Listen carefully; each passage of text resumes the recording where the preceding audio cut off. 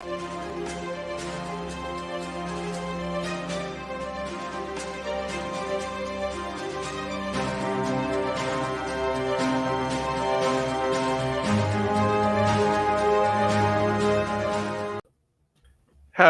everyone, and you're very welcome to the Full-Time Sports Network and the Man United Agenda, live here on this Tuesday Champions League evening. And I believe Paris Saint-Germain are currently winning 2-0, so that's a quick score update for you. But I do want to welcome you all to our weekly FPL show. And for those of you that are wondering why the different intro, it is because the FPL show is moving to the Full-Time Sports Network.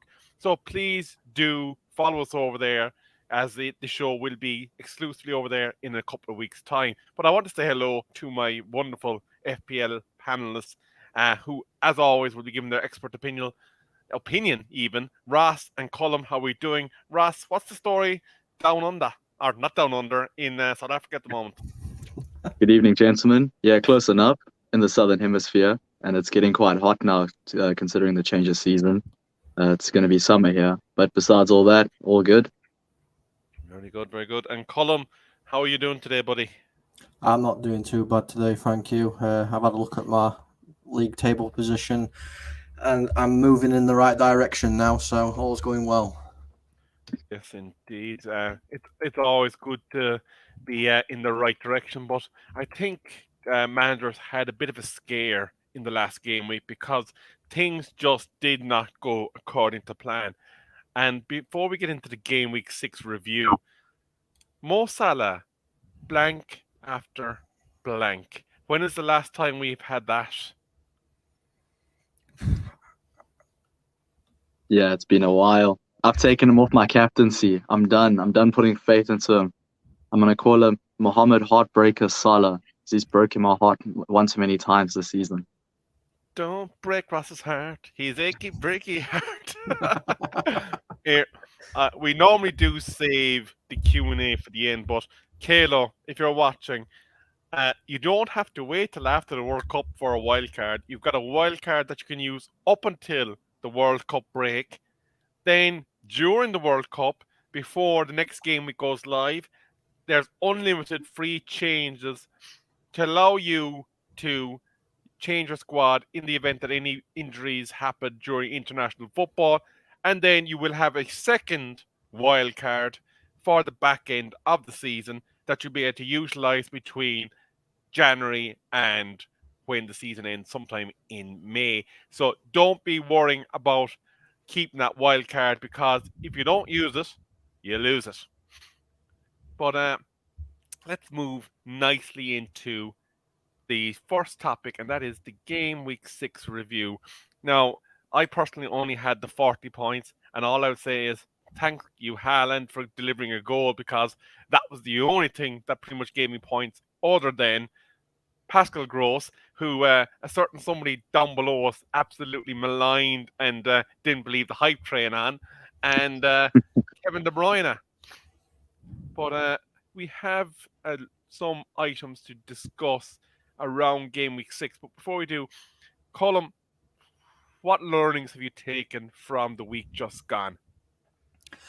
Well, if we're going by the week just gone, is not to put all your eggs in one basket. I mean, some of the results I don't think a lot of people would have expected, and I think a lot of the points and everything was affected as well, because there was, without taking it too serious and into the real world, a lot of games were ruined by a lot of decisions in VAR standpoint. So that's probably cost a lot of people points as well, especially if you've got people like Coutinho and stuff in your squad. That goal ruling out cost you points. So I think the thing I've took away from it more than anything now, and I have said it before, is always planning ahead. Always plan ahead. Ross, over to you. Well, to sum it up, it was definitely a game week for the differentials. I mean, who would have thought that Brentford and Brighton would put out such a great performance? There was a couple of good plays that caught the eye, most notably Ivan Toney with his hat-trick. The Brighton players with regards to Trossard and McAllister, and obviously Grosh as you mentioned there, Rebel, to my distaste. I was apprehensive about him, but let's see how far his good form can take him. It was obviously a letdown for Salah. Haaland came to rescue with just a goal. And I think we all expected a little bit more from Gabriel Jesus, even though they're taking on Man United.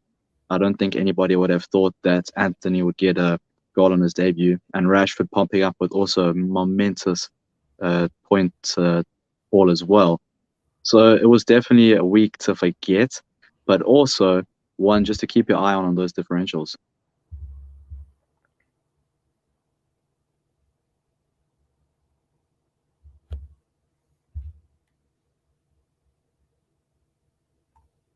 My apologies, my mic was muted. I was there talking to myself. I got to stop using the red button on the side because I never see it. But speaking of most owned assets, Jesus has been overtaken. Haaland is now the man with the plan, 78% ownership, and is it feasible actually with the way that he's going that he could go north of 90? Barring, of course, there is with 10 million accounts in the game now, which I think is a record for them now as well.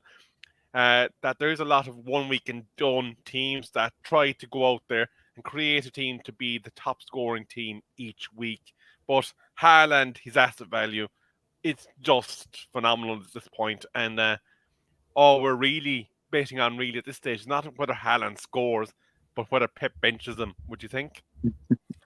Yeah, I mean, I've had Haaland in my squad since day dot. And I can go through the game weeks. Game week 1, 13 points. Game week 2, 5. Game week 3, 6. Game week 4, 17. Game week 5, 17, and then last game week 9.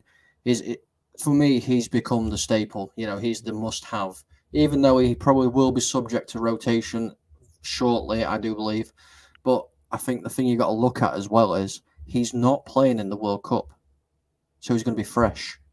So get him in your squad because I can see his price going up again if he keeps on doing what he's doing. So while it's affordable, I'd say get him in your squad. How much has he actually gone up at this point? Is it 0.5? So he's gone from 11.5 and now is 11.9. Well, 12 now, so yeah, 0.5. Wow, that is phenomenal. And actually, before we move on to looking at a few more of the game week 6 highlights, I never thought I'd see the day when Mo Salah is sitting under 50% ownership. The value at 13 million this year seems to be really giving managers pause for thought in actually maintaining with him. Because, with those big assets before, you used to go, well, look, I got him in at 11. He's going to come good at some point. I'll just ride the wave with him. But that extra 1.5 to 2 million that's sitting there, it's making managers think, well, the combination of A plus B is better than what Salah and the bench rester that I've got is doing for me. So Salah needs to go. But let's look at some of the highlights of this game week. We're starting over here. So Ivan Toney, gentlemen, the top scorer of the game week with a Haaland-esque type points haul of 17, while another man that somebody was bemoaning the value of, Mitrovic and Harry Kane, made 6 attacking turns in as many matches with goals in their games. But so Ivan Toney, is he someone now at this point that you have to be considering in your match day teams? Yeah, I think it would depend on how you have your lineup. You must remember that you want to try and evenly spread out your wealth through your team. And Ivan Toney is a great player. He's the penalty taker for Brentford, so he's bound to get some sort of attacking returns. But Mitrovic is also there with a really good alternative as well. If you're going to have Haaland, Gabriel Jesus up front, or even Kane, and you need to have a cheaper option, Mitrovic is there. But Ivan Toney is showing his quality, and if Brentford can keep up the good form that they're showing with Ivan Toney spearheading it, then he's somebody to really think about and should be in your team. Colm, I'm going to ask you about the other goal scoring machine, and of course that is Mr. Haaland. He hit the 10 goal mark already. He's done the hat trick back to back faster than anybody in Premier League history. He scored the fastest brace, I think, in Premier League history. So, is there any record safe from Haaland? And the record that will be of most note to us is Mo Salah's fantasy football record. Is that under threat this season from this man? 100%. It's 100% under threat. What's Salah's record? 303 points back in 2017, 2018. I mean, Haaland's just going to smash this record this year. If he keeps doing what he's doing, and I mean, let's face it, he's making it look easy at the minute. You know, he might not be popping up with goals every single game, but 10 goals. I mean, who's the last player that we know that has come in from playing abroad and scoring that many goals in this short of space? He's a machine. I obviously made a joke in the chat, in the WhatsApp chat, didn't I? Saying, you know, when somebody's being processed by an Intel i9-26574 core processor, he's going to get goals because he is a machine. Absolutely. And actually, you said those that come in and get 10 goals out the gate like that. There's a lot of strikers that double figures is a struggle for them in the entire season. He's made a mockery of the scoring charts, and he could end up being an all-time Premier League goal scorer and leaving in about 4 years. Yeah, it could be. It could be. I mean, if, like I said, I think it's a staple of getting in. Obviously, we're going to talk about who the players, obviously next week's fixtures. But if you're looking at Man City's fixtures over the next couple of games, it's Tottenham, Wolves, Man United, Southampton, and then, they've got Liverpool and Arsenal, which are tougher games. But then he's got Brighton as well. And he's capable of scoring past every single one of these. But you know, though, even in games that they lose, they're not really going to be, not going to be really thinking, I need to get Haaland out because he's such a goal threat. It's probably going to be a scoring tic-tac that they actually end up on the wrong side of rather than Haaland blanking. Like, he's had one blank this season. One. That is absolutely nuts, Ross, isn't it? Yeah, it's staggering. Like you said, players struggle to hit double figures for the whole season, and he's done that in a couple of game weeks, and it's incredible. And I think that's a compliment to how he fits in that Man City system. I mean, the Man City system, with all the playmaking talent they've got, just need to find how they can feed it to Haaland even more. And if this is how they've been able to do it in such a short time in the season, I can't imagine how it's going to go on throughout the whole season. His score is bound to break records. He's doing amazing, and he's definitely a blessing to a lot of our FPL teams. Absolutely. Now, Colm, do you want to take the budget scoring Nico Williams? He's obviously someone that was seen by a lot of FPL managers as a bit of bench fodder that had playing potential at 4 million. And he seems to be getting in around the attacking returns at this point in a Forest team that has essentially signed an entire Premier League squad in the summer window. And given what came in transfer deadline week, is his spot potentially up for grabs? Or is he someone, because of what they spent on him, that they see as their starter and that anybody else is a supporting network? And whether or not you'd see maybe more value in a Trippier, who also had quite good points for FPL owners this week. No, see, I think Williams. I don't see Williams being much of an issue, at all. He's a cheap defender. You can't get all your main staple players in your team, and if he's going to continue popping up with a few points here and there, then keep him. He's not, like I say, he's not breaking the bank at all. And even if he's on your bench, it doesn't really matter. You can play your bench boost if you haven't already. That's some extra bonus points here and there. But yeah, I'd keep Nico Williams if I already had him in my team because, Forest are now getting the feet under the table. They've learned a little bit what the Premier League is going to bring against them a little bit more. So I think they'll probably, Nico Williams definitely, I think will probably improve. Absolutely. Ross, how do you feel about Trippier? Is he someone that 5.1 million that can really give us the returns? But given that people are having doubts over your Cancelos and your Trents at this point, is he maybe the safe zone player and banking that 2 million to use elsewhere? Well, exactly that.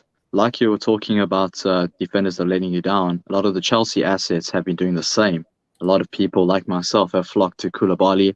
I know you have had Cucurella in the past, and there's some that's still holding on to Reece James. And I mean, Kieran Trippier is one that's gone under the radar for far too long. Maybe not so anymore because he's now ranked second in the best FPL returns for a defender. But for 5.1 million, I don't think you're going to get anyone else for that price range that's going to consistently deliver you points. And he's on the set piece as well. And he can bang in those free kicks like we've seen in this past game weeks. So he's definitely somebody to keep in your side. Absolutely, yeah. He's definitely a player that I'm monitoring because I'm looking at giving Trent Alexander-Arnold his P45 to join Salah on the LPL Wilderness. But before we move on to part 2 of the review, I do want to put this account up on the screen. Full-Time Sports Network. This is the channel that we're operating from going forward with the fantasy football. Of course, we will be still keeping an eye on the Man United Agenda FPL League. There's still the jeopardy of the forfeit for the presenter that finishes bottom. And I do have some shocking news that I want to mention. TalkMU has forfeited the league. Because he hasn't changed his team since game week 2. He has pulled out and exited. So I want the views of the viewers. Does that automatically make him subject to the Disqualified. forfeits? Because If he's pulled out, yeah, right, he should be the one that takes the forfeit on and not me, because I'm catching up to Talk. He was the one that I had my eye on, and now he's pulled out. I've got to chase somebody else a little bit further up, which I believe is Pat. That's fair. I agree. That's fair. Get him to do it now. But if you are enjoying the FPL content, please do click on the Full-Time Sports Network account that's in the chat and give us a subscribe over there, because we will be broadcasting from there in regards to the fantasy football. And there's a lot of other great football talk that goes on there, from European football, the Premier League review on a Monday. There's just so much going on the channel. If you like NFL, there's lots of good stuff basically to sink your teeth in too. So please do give us a follow over there. Bat time with Vaughn, I believe it is currently still Colm that is bottom of the standings. He's getting ready to do his best Shirley Temple bar. He's warming up the voice. But I've had 3 good weeks now, 3 good weeks in a row. So I'm going up that table quite quickly.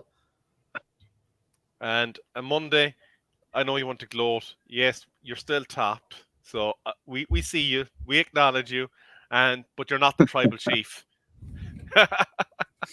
Sorry, a little WWE reference in there. But let's move on to the second part of this game week review. So I'm just going to put this up on the channel, on the page. You can read it for yourself there. But what's your take from what you're seeing there, Ross? There's a lot of players that we've banked on from the previous seasons, hoping that they'll carry their form into this one. And in true FPL and football fashion, it just doesn't happen. Mo Salah right on top of that table right there. He's the first one I'm getting out. Like you say, this is a perfect game week to use our wild card for, considering that we're going to be able to get another one back after the World Cup. Right now, we're able to understand and see the trends of which players are consistently performing week in and week out. And Mo Salah doesn't fit the bill. He's not part of that criteria. What's the point of having a £13 million player in your team if he's not giving you the points? Get him out, distribute those values evenly across your side, and we'll all be doing a lot better. So for me, Salah, he's going to have to be sacked. Colm, Son has been misfiring all season. Cancelo has had one return really of note. Kulusevski hasn't matched his form at the end of last season so far. Chelsea assets have just been all over the place, and then Trent and Robbo are yet to have a clean sheet bonus. So, is the script and, in essence, the template that was established at the start of the season being cast out the window? Well, yeah, it has. Obviously, I think a lot of managers are struggling. I mean, I do watch a lot of FPL content myself, and I've been watching people for years, and even people that have been finishing, in top thousands in the league and top hundreds in the league, they have turned around and said that this season, for the FPL standpoint, has been so hard to predict what's going to happen because people that we've banked on, your Salahs, your Humming Songs, your Reece Jameses, people like this who you'd bank in your team, have not been performing to standards what they have been last season. So everybody's carbon copied what happened last season and just prayed it's going to happen again this season, and it's clearly not worked at all. So we might see a change coming up. We might see a case of they all hit form at once. We don't know, but it's definitely a hard season this year. Absolutely. And before we do get into wildcard season and discussing the pros and cons of going now over the going after the international break, after, is it before or after week 8? And I think it's after week 8. There is a good and bad and ugly of possible transfers to look at. Now, just to let you know, we do see your questions, and I am marking them, and we will be dealing with them in the Q&A section at the end of the show. So if you do have a question and you aren't able to stay on the end of the show, we'll have all your questions answered by our panel of experts. So let's go to buy first. We have here one player that's mentioned is Wesley Fofana. The fixture list being Fulham, Liverpool, and Palace in the next 3. The minutes and form are blank because obviously he hasn't played in Premier League yet. The stats are a 0.01. So obviously being the centre back, he's not going to be driving assists and attacking returns, but at 4.4 million, it's a nice way into a Chelsea defence if they can start keeping clean sheets. And the other one, because I'm going to throw them both together at you, Isk, he gives a nice glimmer in his debut, 7 million euros or pounds, depending on what currency you want to say that your virtual money is in. He's got fixtures against West Ham, Bournemouth, and Fulham, so some nice little fixtures there. 0.83 of an XG, and he's rated B+ by this site. So whichever one of you wants to take that board first, your thoughts on those two assets and whether that fixture list is getting you hot under the collar. Colm, go first. I want to hear you. Okay, so Wesley Fofana is going to get you points in maybe one of the games. Fulham, I think they could probably do. Yeah, I'd say Fulham. I'd have him in for the Fulham game. I probably wouldn't have him in for the Liverpool game or the Palace game. I think Liverpool have got a point to prove. Obviously, they've had a really bad start to the season. So they're going to want to prove a point, and I don't think Chelsea are going to have enough to keep them out, and Palace as well. They've been good attacking wise. The one that I like the look of the most is probably Isaac. West Ham, Bournemouth, and Fulham. So he's got a fairly difficult game against West Ham. They are a good team, so he might get a goal or he might get an assist in that. I don't think he'll be ripping up trees there. But the Bournemouth and Fulham game, you can definitely see him getting points from those games. Bournemouth struggling a little bit. You can see him probably, if he's on form, getting 2-3 goals, maybe even a few more than that. Fulham, obviously, as well. They can attack really well.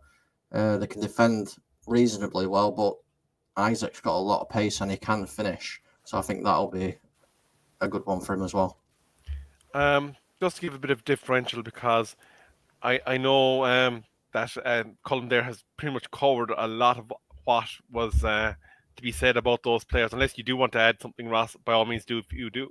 I'm going to give you the players to sell.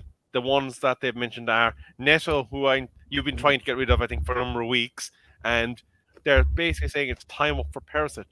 Thoughts on that? Yeah, personally, I've never had Perisic.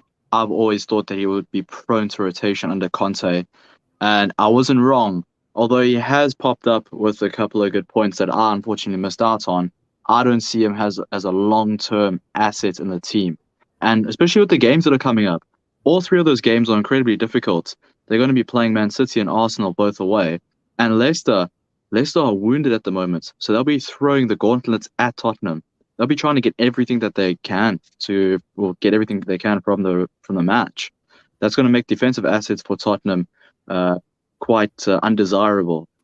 Besides the fact that his form has been quite erratic, for me, I'd stay away from him at the moment, just until this stormy pattern of games are gone for Tottenham.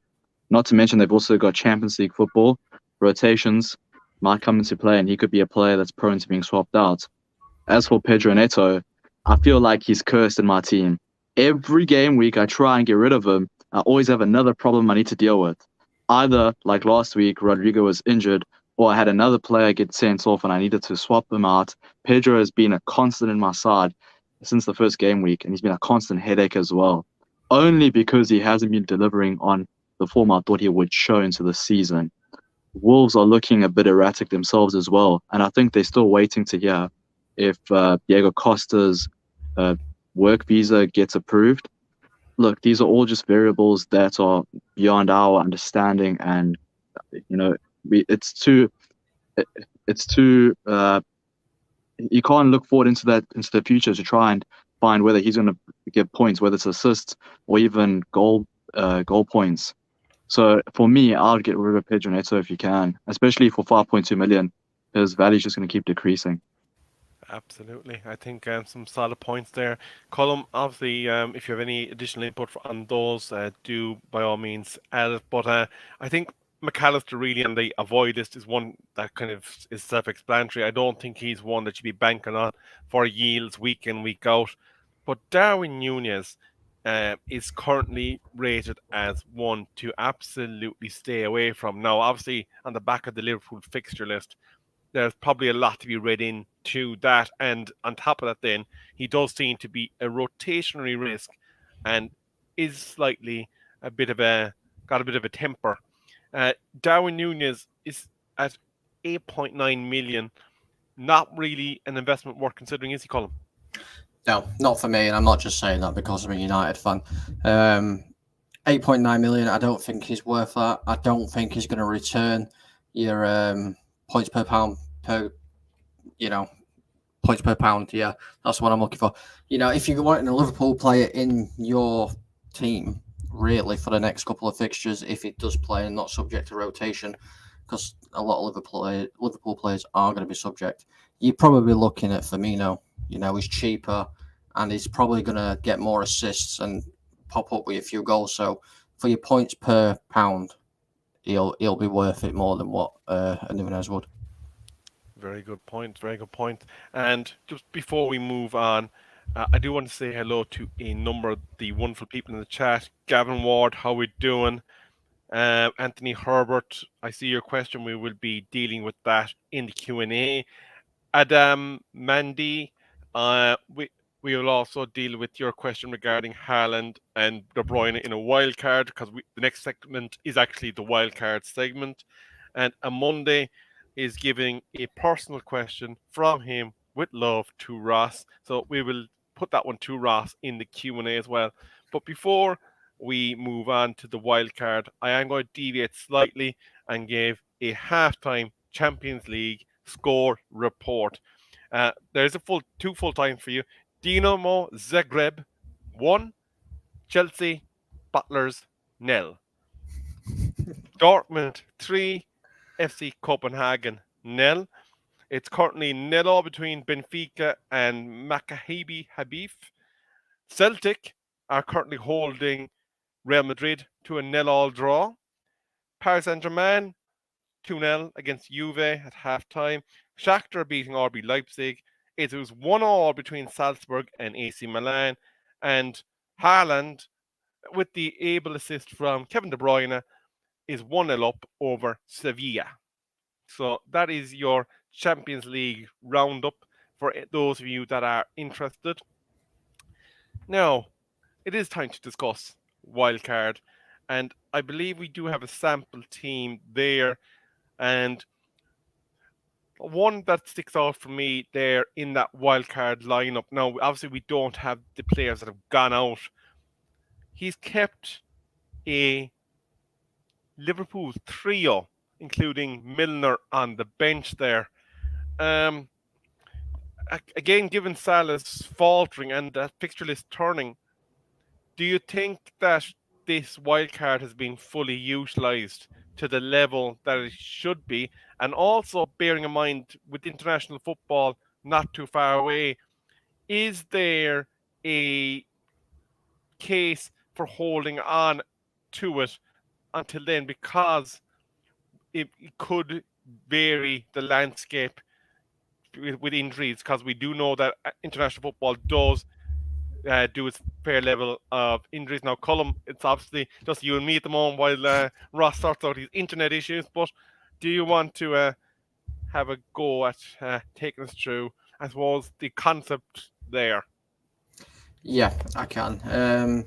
So he's got the 3 Liverpool players. Obviously, we've discussed 2 of them. Not really lacking a little bit. But I think he's looked at the games that they've possibly got. This is why I don't think this is a wild card that's going to be done like this weekend. Or I know Liverpool play Chelsea the week after, so possibly it could change. This could change. So I don't think he's going to be looking at that. He's got Isaac against Fulham, but he's also got Mitrovic in there as well. 2 players that can score. So he's probably getting points from that, because that probably won't be a 0-0. However, that means Trippier and Pope won't get any bonuses, because he's obviously got them in there. So he's got that free from Newcastle. Haaland kind of makes sense. He's a massive goal-scoring machine. So I think Milner's on the bench because he's cheap. So it's just there to be cheap.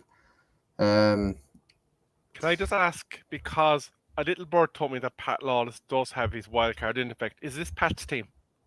No. This is not Pat's team. I thought we were getting a sneak peek there from Pat, but no, he's keeping his cards close to his chest. No. This is not Pat's team. I've got this team from doing a lot of research, and these are the players that have been most voted in to be put into a wildcard team. So this is from the general public. It's not just from one person. I think this one that I had a look at had something like 170,000 votes on it, and this was the team that was provided from their votes. Wow, that is a quite extensive sample base. The did you say there was a Newcastle triple up? How do you personally feel about having that many players from a team that we're yet to see a level of consistency from? Yeah, it wouldn't put me at ease if I had, for instance, if I had 3 players from Newcastle. It wouldn't put me at ease. Obviously, Isaac's just come into the league, so yes, like I said, he's probably got the capability of scoring past Fulham, but you've got that Trippier Pope combination there. Trippier can get assists, and Pope, we've seen what Pope can do. He's a good goalkeeper, but Mitrovic is a dangerous striker. Is a very dangerous striker, and you're going to lose points if he scores 1 goal. So I don't think it's worth having that. I probably would have gone for somebody that's playing, the likes of Bournemouth or somebody. Get somebody in from Brighton or something like that, depending on the game week, because you're more likely to get points then. Absolutely. I'm going to hit you with a couple of tables that I've been looking at, and these are 6-week game projection sheets. And in the goalkeepers, there's 3 goalkeepers at the top of the pile. Mendy's in 3rd, Alisson's in 2nd, and with the most points between game week 6 and 11. They're projecting Pope to come through with approximately 23 points, 0.2 ahead of Allison, with 0.5 saved in the bank. Of course, it is a €5 million investment in your keeper. So it would seem that the projection sheets that the analysts are taking do back up the wildcard that goalkeeper selection that you're mentioning there. In the defenders, we're seeing James, Trent, Cancelo, and Cucurella still rank as the top 4 likely scoring defenders for the next 6 game weeks. Is that something that surprises you? Obviously, given especially that Trent's fixture list is turning and he hasn't really delivered the projections that would have been expected to date. Yeah, the Trent one definitely does surprise me a little bit. You know, they've got some really hard games coming up. You know, they've got Chelsea, Brighton is a hard game, so don't think, you know, don't shake that one off. Arsenal, and then obviously they've got City as well. So I don't see clean sheets happening at all there. So I'm surprised he's still there. Absolutely. I'm just going to leave this one real quick here. Adam has asked, what do you think of Kane and Haaland? For me, I think the Haaland one is a no-brainer, but with Haaland or with Kevin De Bruyne, I think we do need to look at the situation with his rotationary risk, because obviously with Champions League football, he's an expensive asset to have to be benched. Apologies as well, Ross, for muting you. I was just getting a little bit of feedback when I was talking, so I just knocked you off there briefly. In midfielders, points projections, and I'm going to bring the midfielders and the midfielders and the forwards together. The top midfielders are, surprisingly again, Mo Salah, Sterling, De Bruyne, Bruno is one that has entered into the fray, Bowen and Martinelli. And again, looking at what has happened to date, Salah really hasn't delivered again amongst the points that you would expect, although in regards to his season so far, not by his standards, but by Premier League standards, he's probably doing pretty well. And I'm just going to give you the top 4 strikers: Haaland, Kane, Mitrovic, and Jesus. I don't think there's any surprises there, really. But Ross, I'm going to bring you in there. Salah still top of the pile in terms of expected points over the next 6 weeks. How do you feel about that? Oh, never mind. We've lost him again. Colm, how do you feel about that? Who was it? Sorry, Haaland. Salah. Salah. Again, I've got to say the same thing as what I've said. They're coming into a difficult run of games, and Salah's been poor so far, and I don't see it's happening. I mean, I got criticised on one of the shows, if you remember, because I've dropped Salah. I dropped it, and everyone was like, "Oh, why? You can't be doing that. You can't drop Salah." And I said, he's not been the player he has since Mane left, and he hasn't. And I'm glad I dropped him, because I've been getting points from the players that I've replaced him with. You dropped him, and you do it again, so Colm, would you?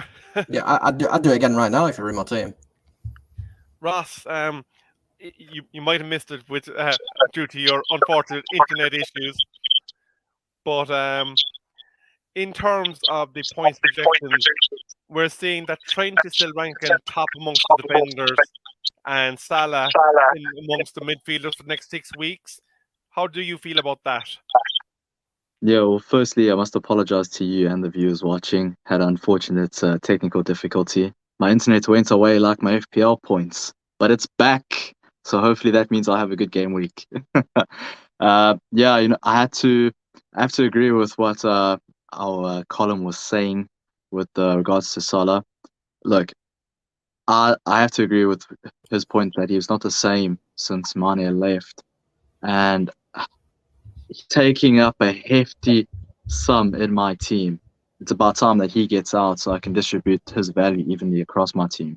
And there's a lot of good players out there that I know I can invest back into. most notably, you would think about a lot of Spurs assets. Can put Harry Kane in there. He's cost. I think his value drops like 11.4. You can have some good solid defenders as well that you can get your money back from that will equally put out even more points than what Salah has been in the past. So for me, I think his form this season doesn't warrant a place in my team. Absolutely. So, looking at possible value matters there again. There doesn't seem to be any surprising midfielders or nuggets that are featuring that we don't already know about. But in the defence, one player that is featuring quite high amongst expected yield over the next 6 weeks is Saliba of Arsenal. Now, of course, they did come on the end of a 3-1 loss to Manchester United and the weekend just gone. But they are expecting that he will have a good constant points yield following the game week 6 fixture who they have against the Tottenham Hotspurs. But that is one maybe to keep an eye on if you are looking for a value player in your defence to utilise value elsewhere. But I do want to come to some comments because it's been a while since we've addressed them. Hello to Pat Lawless. He was asked about whether the look of the Irish was bringing him through the game week so far. And he's saying it's going to need all the luck I can harness to pull me out the bottom. He's got the wildcard in play. United got whooped by Brentford, and so he took out Dallo and Martinez. And would you not? It's nearly FPL sod's law at this point.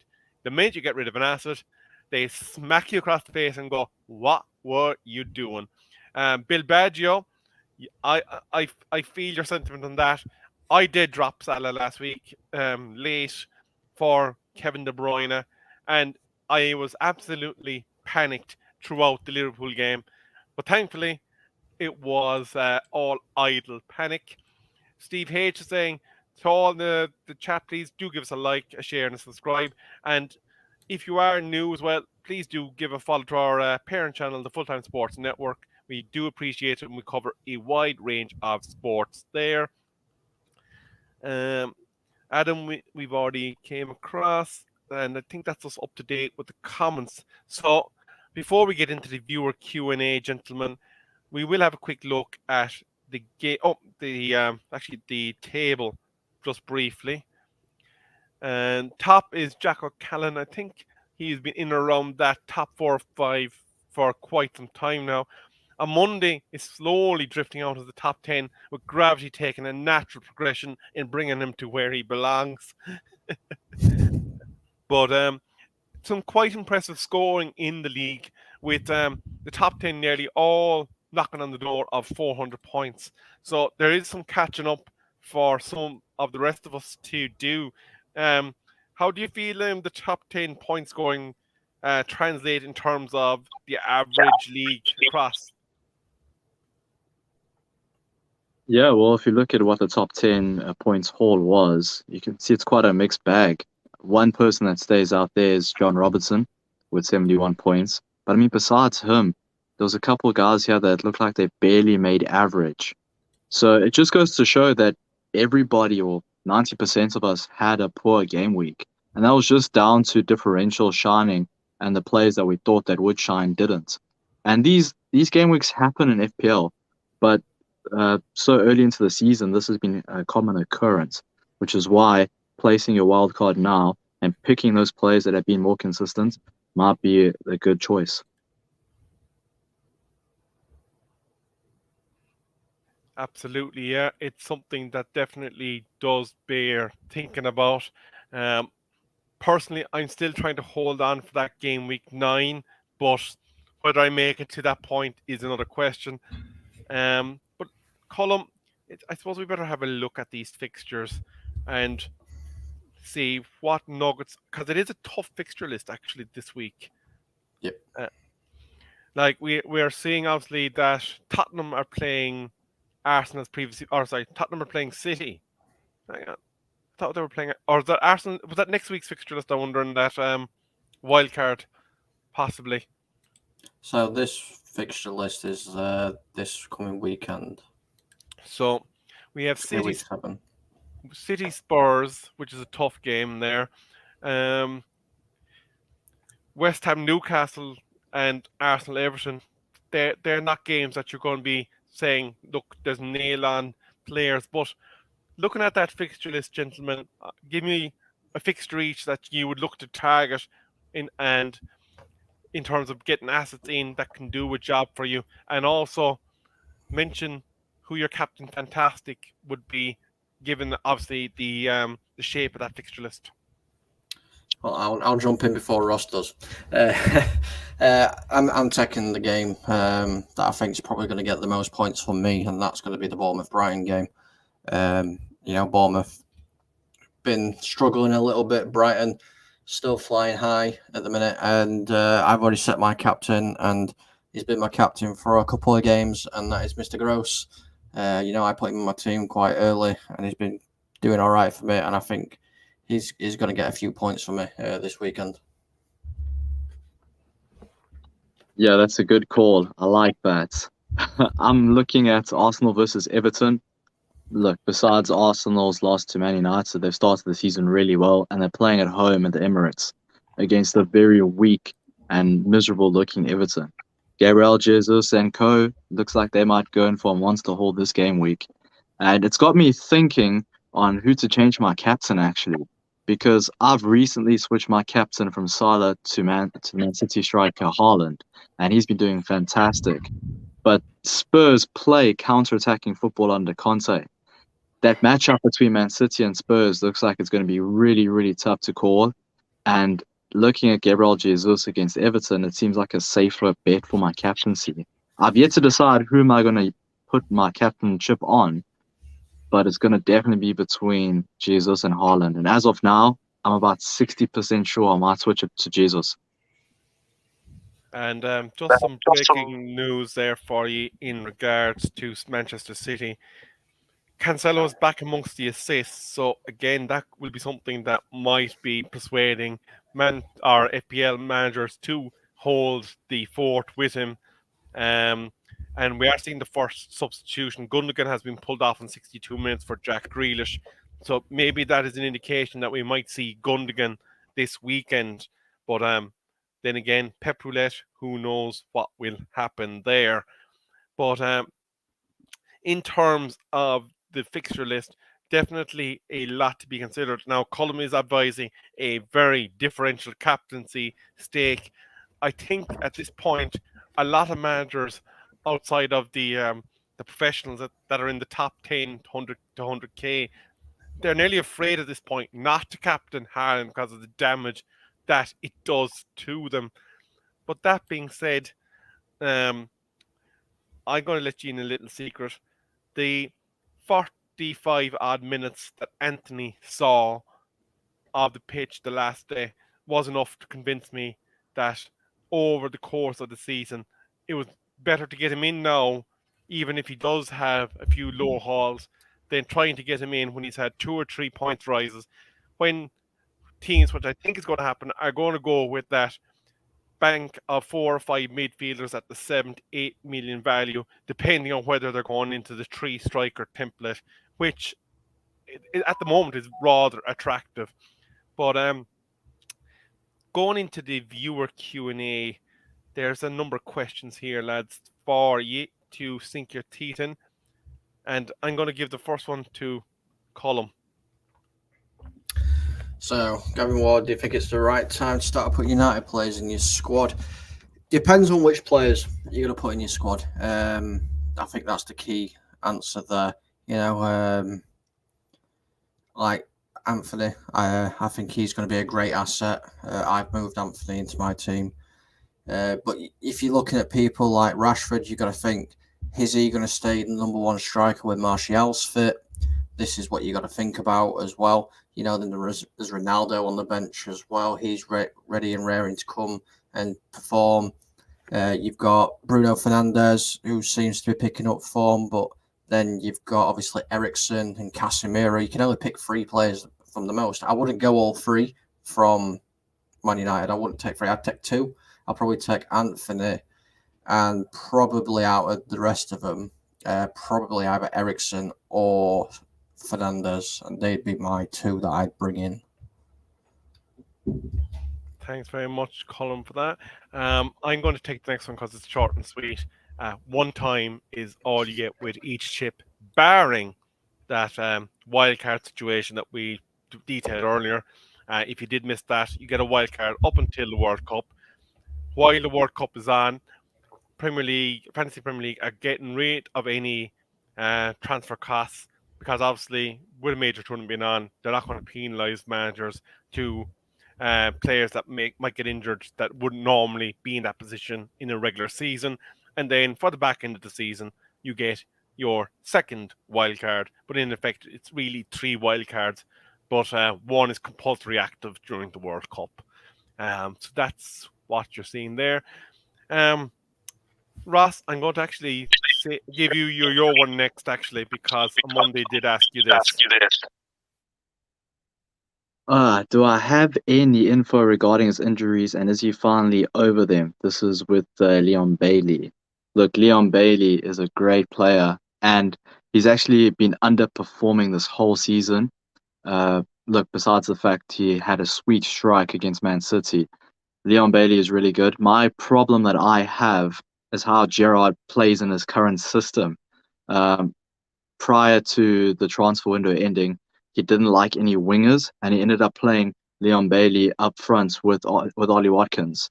And I think Leon Bailey's over his injury issues. He'll probably give you 90 minutes, but I wouldn't start him in your team. I'd have him in your subs and your bench. He'll be very good if you have your bench boost, or if you need a good player to come off your bench if somebody else in your starting 11 misses out entirely. My main concern is I just don't know how Gerrard is going to keep him in the side for 90 minutes on his current tactical setup. Very interesting point there, Ross. Cheers. Now, the next one, and actually it's the final Q&A one that we have for tonight. On Monday, I'd just like to advise, get as many centre-backs as possible in your team. Actually, get 11 centre-backs. And we will fully endorse that here on the Fantasy Football Focus show, because the more Maguires that you have, the better for the rest of us. Colm, just kind of in your mindset, just anything generic that you can think of that would be a benefit to our viewers in terms of fantasy football. Is there any kind of just, if you're taking regular hits, do you have to ask yourself about your long-term planning? I mean, yeah, if you're taking regular hits, you do seriously have to look at the long-term planning. The best thing I can tell you to do is to go on to the website, go and look at the fixtures. It gives you a detailed thing of, what the games are going to be: easy, hard, neutral, and plan your teams around them.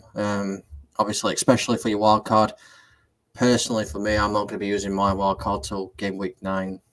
That's what I'd do. So, because I think you're going to have to take some of your bigger players out because they're going to be playing each other, so you're going to be cancelling each other out mainly. So that's probably a time to get some more of your differentials in because you're probably going to get more points. Absolutely. Now, before we do start the process of signing off, I do want to let you know the Cyborg has scored again. It is now Manchester City 3, Sevilla 0. This lad cannot stop scoring goals, and the assister is the third different assister of the day. Phil Foden now has got an assist on his account. So Manchester City look like they are absolutely cruising. So I'd imagine it's only a matter of time before Pep calls his asset ashore. Just briefly, the other scorelines, it still remains 1-1 between Salzburg and AC Milan. Shakhtar Donetsk are now 2-1 up against RB Leipzig. Juve have pulled one back via Mr. Winston McKennie. I believe he played in the Premier League last season. Or am I incorrect? So it's 2-1 between them and Paris Saint-Germain. Real Madrid are 1-0 up now against Celtic. Sorry, 2-0 up against Celtic. Luka Modric, the eternal man, scoring the second. And Benfica are now 2-0 up against Maccabi Haifa. Apologies for butchering your club's name. No offense is intended. But before we do end the show, Ross, let people know where they can find you. I'll be here every Tuesday night on the FTSN podcast. But if you want to reach out to me directly, you can find me on Instagram at _Rose, ROZZAY _.